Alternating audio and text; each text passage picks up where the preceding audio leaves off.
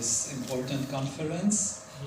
I'd like to start by paying homage to the Vedic tradition of masters and teachers who have given us this knowledge of integration of life.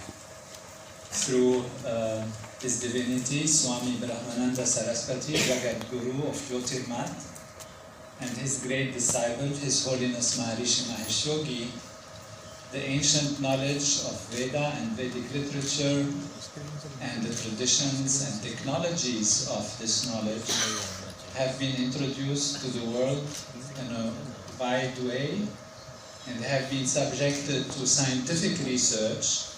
As today's language is a language of science, we want to know what works, what doesn't work, and also how things work.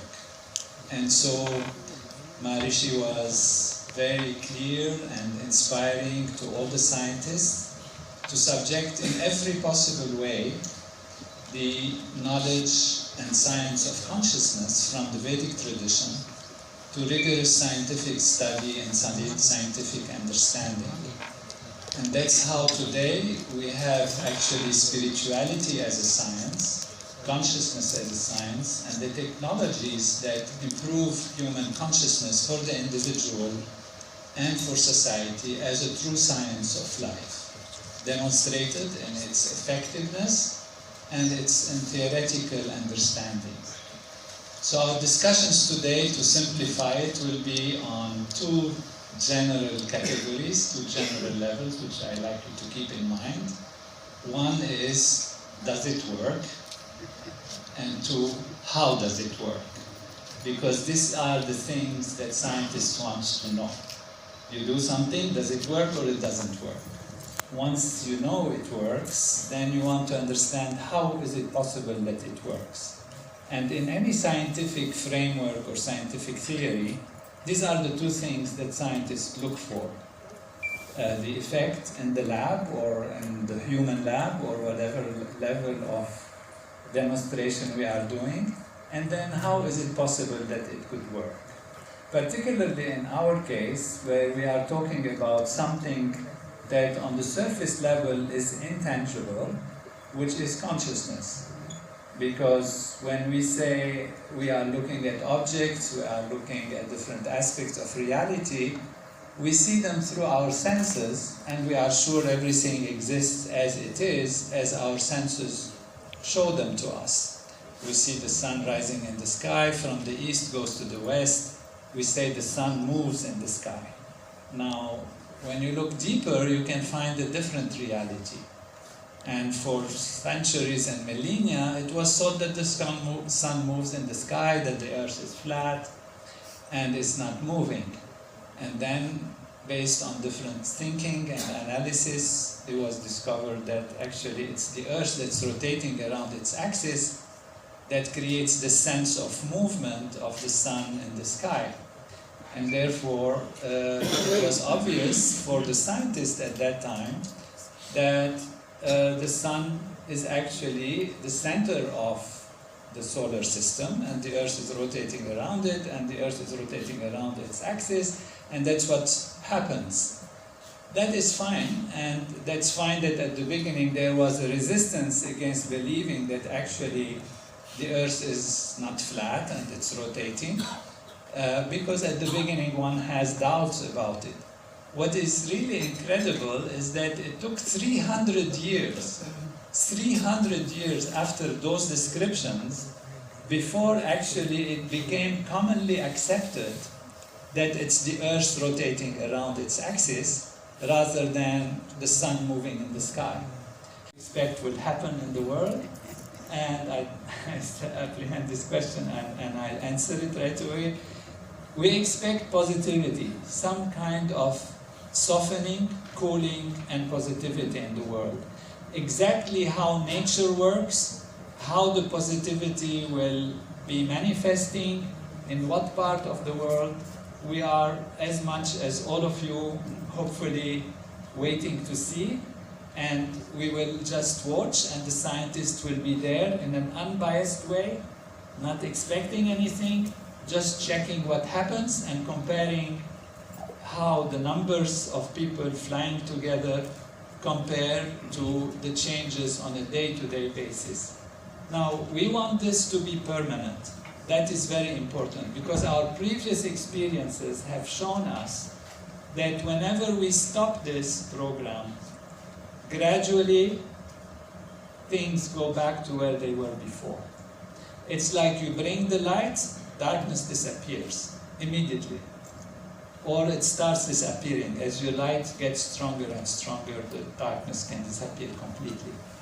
But if you stop the light, then things will be back into what we call ignorance or darkness, which is ignorant ways of dealing with affairs, and that is unfortunately what might happen. Hopefully we will stay as a group. Hopefully this knowledge will be picked up, and we have great hopes that in India today there is great interest, and Bharat India will hold together the groups and create groups like that and maintain them permanently for all life on Earth to be continuously in a progressive, holistic and coherent way.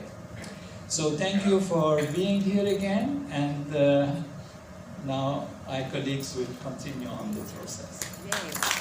This issue. Well, we can try to reduce the stress, reduce the tensions. That means eliminating factors like poverty, oppression, injustice, hatred, bigotry. We all know that's not easy. Alternatively, we can reduce the stress. And there are powerful techniques, especially the Transcendental Meditation program, as brought by Maharishi Mahesh Yogi, is a very powerful stress buster. TM markedly reduces individual and societal stress. The Pentagon uses Transcendental Meditation, the Veterans Administration in the US uses Transcendental Meditation to reduce the acute stress of post-traumatic stress disorder. And reduction of stress also leads to reduced crime and antisocial behavior. In this regard, TM works. More interesting, group practice of Transcendental Meditation and its advanced techniques, the TM City program, reduces stress on a societal scale. I'm going to show two quick experiments which are quite important in this field.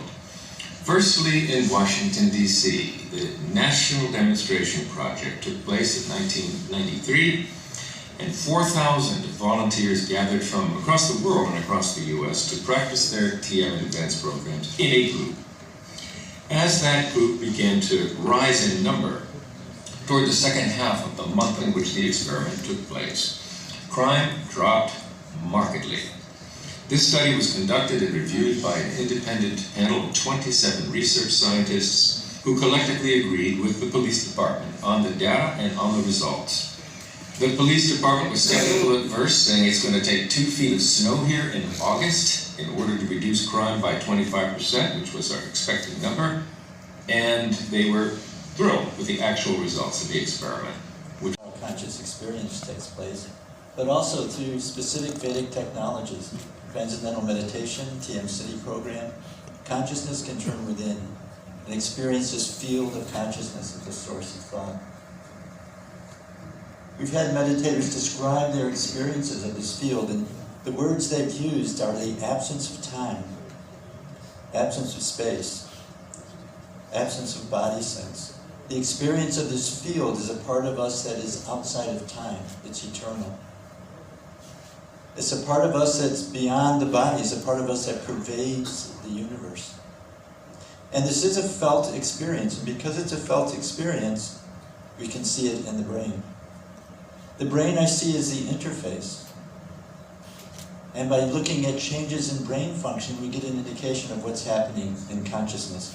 What we have here is the bottom is the time.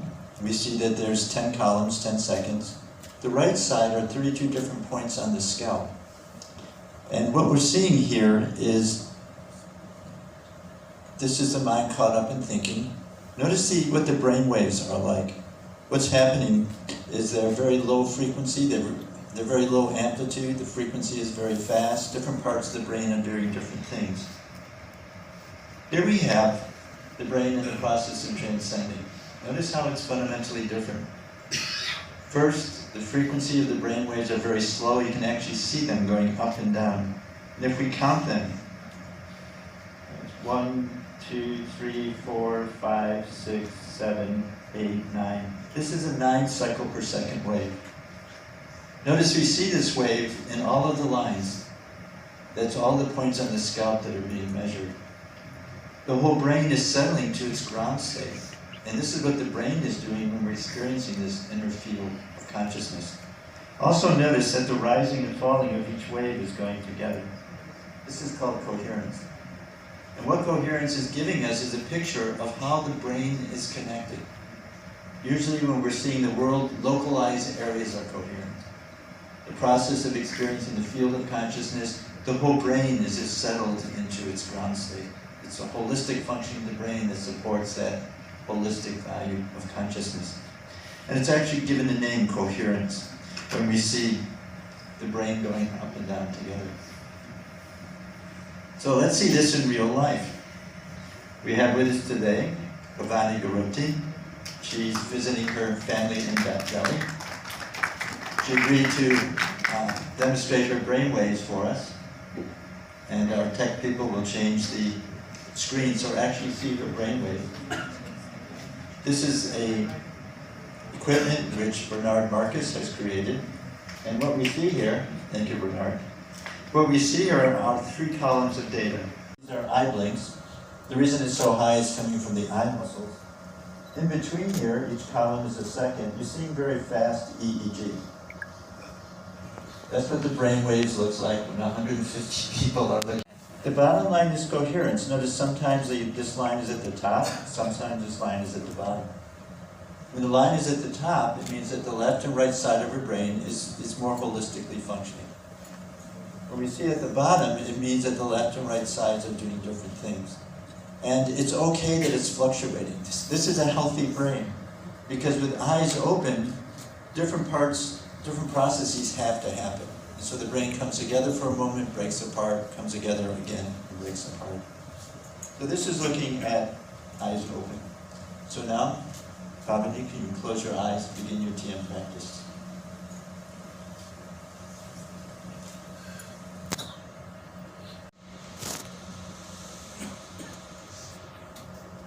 Thank you. Let's go back and just to see that difference. So look again at the eyes open. That was great, Bhavani. You can sit there for a little more if you want. So again, in the eyes open, what is the state of the brain? The state of the brain is different parts of the brain are functioning separately. It's fragmented processing. And we saw that in terms of the actual frequency of the brainwave is very fast. We see the coherence is going up and down. And again, this is normally what's happening, and for people who don't meditate, that's what their brain is constantly doing. It's one substate after another. So Bernard, if you could go to where she begins her TM practice, and Bhavani can see her brain when she's meditating.